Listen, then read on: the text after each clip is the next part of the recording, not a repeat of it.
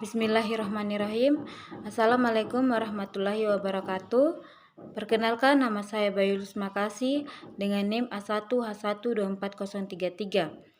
Jurusan Pendidikan Guru Pendidikan Anak Usia Dini, Fakultas Keguruan dan Ilmu Pendidikan, Angkatan 2024, Universitas Haluoleo. Pada kesempatan kali ini, saya akan memenuhi tugas video saya yang diampu oleh Ibu Dr. Siti Rahmaniar Abu Bakar, SPD, MPD.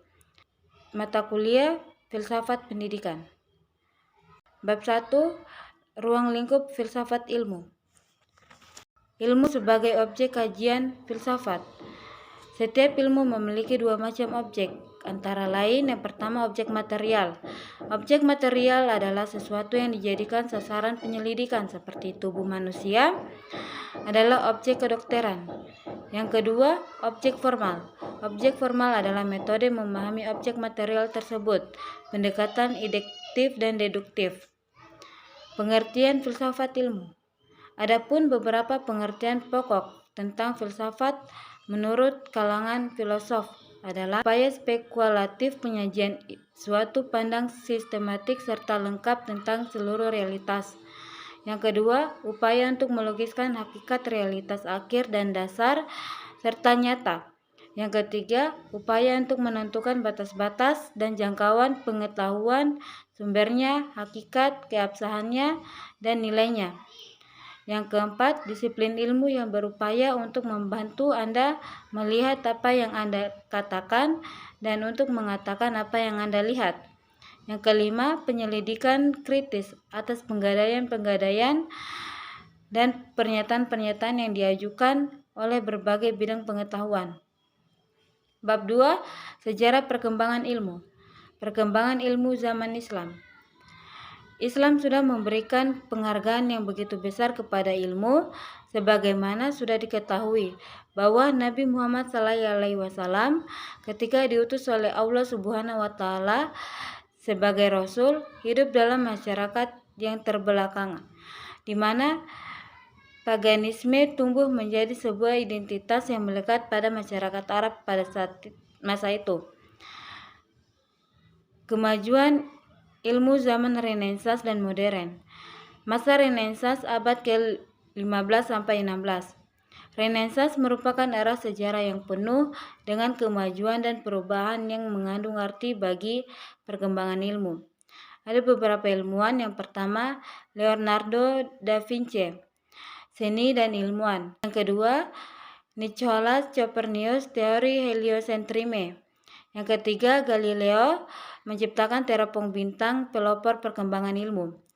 Yang keempat, Fermat dan Pascal menyusun dasar-dasar statistik. Zaman modern abad ke-17 sampai 19 Masehi. Ada beberapa ilmuwan. Yang pertama, Isaac Newton, teori gravitasi, perhitungan Celsius dan optika. Yang kedua, Joseph Planck, pelopor perkembangan ilmu kimia, percobaan kualitatif, penemuan gas CO2. Yang ketiga, Antoine Laurent Lavoisier sebagai peletak dasar ilmu kimia. Yang keempat, James Watt, penemu mesin uap yang mendasari kereta api. Bab 3, Pengetahuan dan ukuran kebenaran. Definisi dan jenis pengetahuan.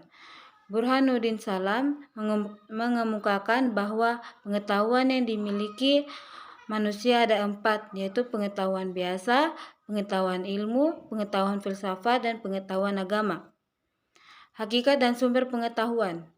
Manusia mengembangkan pengetahuannya untuk mengatasi kebutuhan-kebutuhan kelangsungan hidup ini. Hakikat pengetahuan, ada 2 teori yang mengetahui hakikat pengetahuan itu, yaitu teori realisme dan teori idealisme. Bab 4, Dasar-dasar ilmu. Antologi. Antologi merupakan salah satu di antara lapangan penyelidikan kefilsafatan yang paling kuno. Di dalam pemahaman antologi dapat dikemukakan pandangan-pandangan pokok pemikiran sebagai berikut. Yang pertama, mononisme. Yang kedua, dualisme. Yang ketiga, pluralisme. Yang keempat, nihilisme. Dan yang kelima, agnostisisme.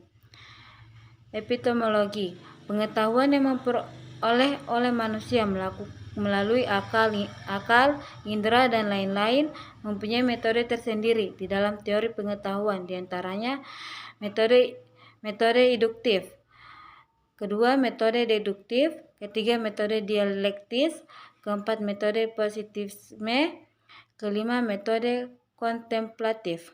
Bab 5, sarana ilmiah. Bahasa memegang peranan penting dan suatu hal yang lazim dalam hidup dan kehidupan manusia. Perlu diteliti bahwa unsur yang terdapat di dalamnya, yang pertama itu simbol. Simbol adalah sesuatu yang menyatakan sesuatu yang lain. Hubungan antara simbol dan sesuatu yang dilambangkan itu tidak merupakan sesuatu yang terjadi dengan sendirinya atau sesuatu yang bersifat ilmiah, seperti yang terdapat antara awan hitam dan turunnya hujan, ataupun antara tingginya panas badan dan kemungkinan terjadinya infeksi. Yang kedua, simbol-simbol vokal. Simbol-simbol yang membangun ujaran manusia adalah simbol-simbol vokal, yaitu bunyi-bunyi yang urutan-urutan bunyinya dihasilkan dari kerjasama berbagai organ atau alat tubuh dengan sistem pernapasan. Yang ketiga, simbol-simbol vokal arbiter. Istilah arbiter di sini bermakna mana suka, dan tidak perlu ada hubungan yang valid secara filosof antara ucapan lisan dengan arti yang dikandungannya. Hal ini akan lebih jelas bagi orang yang mengetahui lebih dari satu bahasa. Misalnya, untuk menyatakan jenis binatang yang disebut Equus celebulus, orang Inggris menyebut horse, orang Prancis menyebut cheval, orang Indonesia kuda, dan orang Arab hison. Itulah materi yang dapat saya sampaikan. Lebih dan kurangnya mohon dimaafkan. Wassalamualaikum.